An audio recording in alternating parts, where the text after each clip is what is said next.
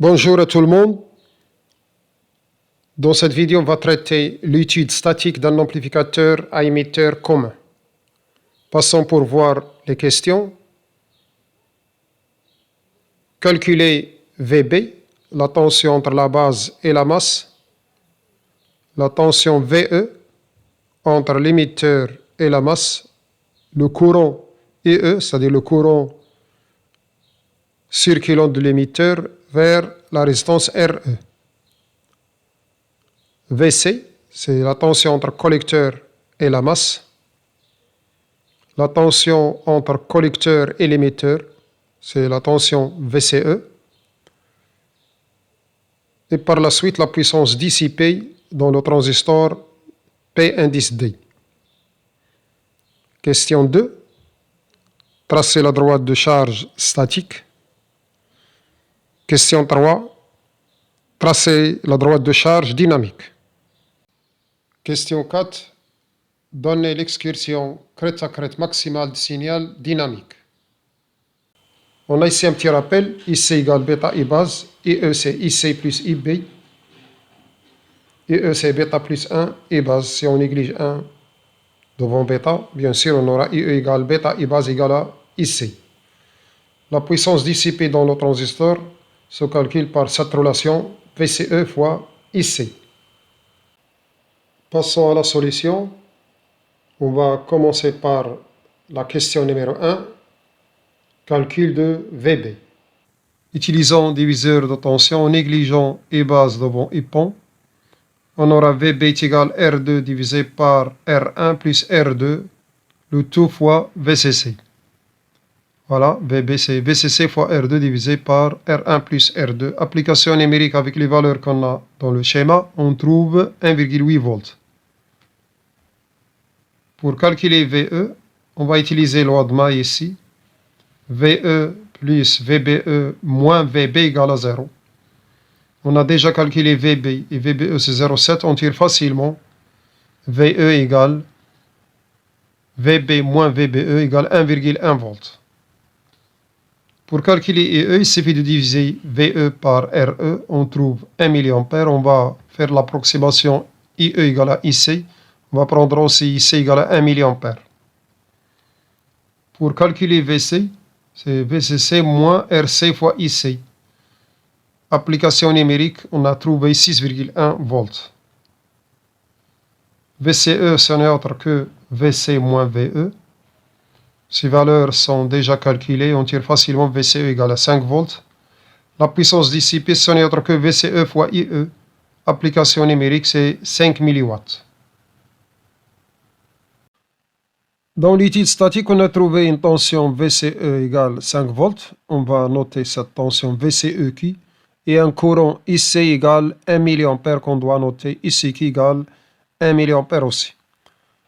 On a terminé la question numéro 1. Bien, on passe maintenant pour voir l'équation de la droite de charge statique de sortie. Il suffit d'utiliser loi de May ici.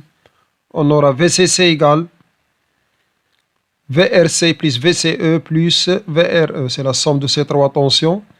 On va prendre IE égale à IC.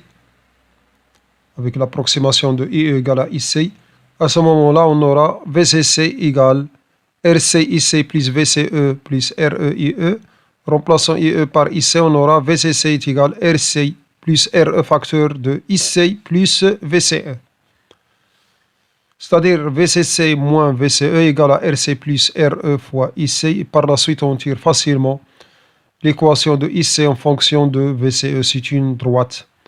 La pente, c'est moins 1 sur RC plus RE. On peut facilement tracer cette droite. Voilà. Lorsque IC égale à 0, on aura VCC est égal à VCE égale à 10 volts. Lorsque VCE égale à 0, IC est égal à VCC divisé par RC plus RE, application numérique, on trouve 2 mA. On a déjà calculé IC qui c'est 1 mA et VCE qui c'est 5 volts. Donc voilà, le point Q se trouve au milieu de la droite. Parce qu'un mA c'est la moitié de 2 mA et 5 volts c'est la moitié de 10 volts. Donc le point Q, le point de fonctionnement statique se trouve au milieu de la droite de charge statique. On a tracé la droite de charge statique, c'est-à-dire droite de sortie statique. Maintenant, on peut tracer aussi la droite d'entrée statique ou droite d'attaque statique. C'est-à-dire on va essayer de trouver IB en fonction de VBE, une relation entre IB et VBE. Il suffit d'utiliser loi de May ici. On a VE, sa tension VRE, ce n'est autre que VE plus VBE moins VB égale à 0. Voilà. Or, VE, ce n'est autre que VRE, c'est RE fois IE. Et on tire l'expression de IE, c'est VB moins VBE divisé par RE. C'est des calculs simples.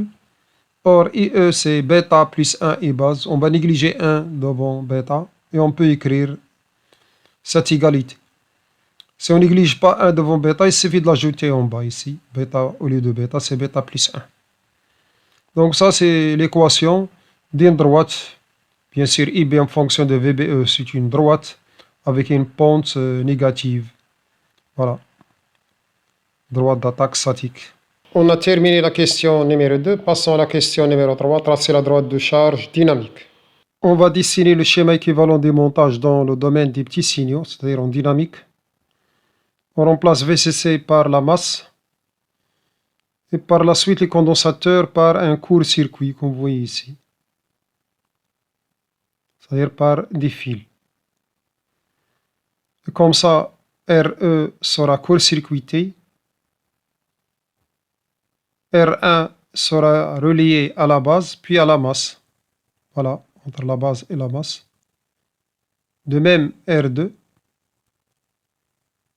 RC se trouve entre le collecteur et la masse. De même, RL se trouve entre le collecteur et la masse. Il suffit d'utiliser cette relation. VCE égale moins IC fois RC parallèle avec RL. Parce que le courant et la tension sont de même sens, donc on doit utiliser un signe moins. Et par la suite, on aura IC est égal moins VCE divisé par RC parallèle avec RL. On peut écrire aussi IC est égal delta IC est égal IC moins IC qui, comme vous voyez ici. VCE, ce n'est autre que delta VCE. C'est VCE moins VCE qui. Ça, c'est en alternatif. Les autres sont en continu. VCE qui et SI qui, ce sont des coordonnées de points de fonctionnement statique qu'on a déjà trouvés. Par simple substitution, on va remplacer IC par cette expression et VCE par cette expression. On aura cette écriture. Et finalement, on tire l'équation de la droite de charge dynamique. Voilà. C'est IC égale IC qui moins VCE divisé par RC parallèle avec RL plus VCE qui divisé par RC parallèle avec RL. Passons maintenant pour tracer la droite de charge dynamique. D'après cette égalité, on a RC parallèle avec RL est égal à 2,8 kg. C'est déjà calculé. Et IC qui, ce n'est autre que 1 mA. VCE qui, c'est 5 volts. Lorsque VCE égale à 0 ici, on aura IC égale IC qui plus VCE qui divisé par RC parallèle avec RL. C'est 2,78 mA. Voilà, ce point-là. Lorsque IC égale à 0, voilà, lorsque IC égale à 0, on aura VCE égale IC qui multiplié par RC parallèle avec RL plus VCE qui. On fait l'application numérique, on trouve 7,8 volts. Voilà le deuxième point. Et on trace la droite, il passe par le point de fonctionnement Q déjà trouvé dans l'étude statique. Donc voilà ici les deux droite de charge statique en rouge. Et ça, c'est la droite de charge dynamique. Bien, on va terminer cette vidéo en cherchant la solution de cette question numéro 4. On va essayer de déterminer l'excursion crête à crête maximale de signal dynamique. La dynamique de signal alternatif de sortie de l'amplificateur à émetteur commun est la moindre de 2RC parallèle avec RL fois SCQ et de 2VCEQ. On a ici 5,16 volts suite à une application numérique. Ici, c'est 10 volts. Donc, la dynamique crête à crête est de 5,16 volts. Comme ça, la tension de sortie maximale sans distorsion, crête à crête, c'est 5,16 volts. Bien, on a terminé cette vidéo. Abonnez-vous et faire un like pour recevoir les informations sur les prochaines vidéos lorsqu'elles seront publiées. Merci de votre attention.